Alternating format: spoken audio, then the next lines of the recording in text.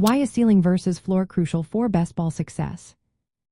Imagine building a team where some players can explode for huge scores but might also go quiet, while others stay steady but never dominate. That's what understanding ceiling versus floor is all about. In best ball leagues, your lineup is set once and then automatically updates each week to give you the highest scoring players.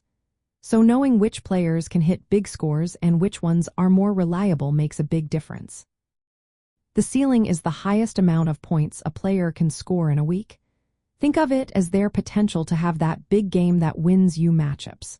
The floor is the lowest score they might put up, giving you a sense of how safe your pick is. If a player has a high ceiling but a low floor, they can win you a week with a big performance but can also leave you with a dud. Best ball leagues favor players with high ceilings because only the top scores count each week. If you pick players who can have those boom weeks, you're more likely to rack up big points without worrying about their consistency. That's why targeting players with big upside is often smarter than just choosing steady but boring options. When a player with a high ceiling hits their peak, it can be the difference between winning or losing that week. But it's not just about high ceilings. If your team is full of players with very low floors, you risk having multiple players underperform at the same time. That can drag your score down and hurt your chances. The best strategy is to find a balance. Include some players with high ceilings and others with decent floors to keep your weekly scores stable.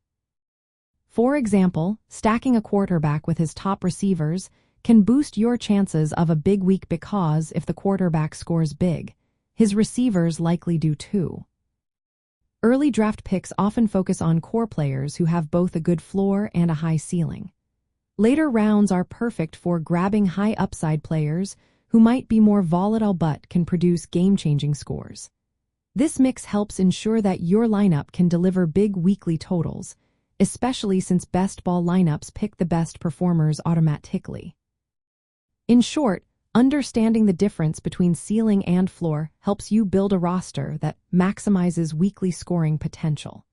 It's about finding those players who can blow up in a given week and pairing them with more reliable options. Using strategies like stacking and balancing your roster around these concepts makes your team more likely to succeed in the long run.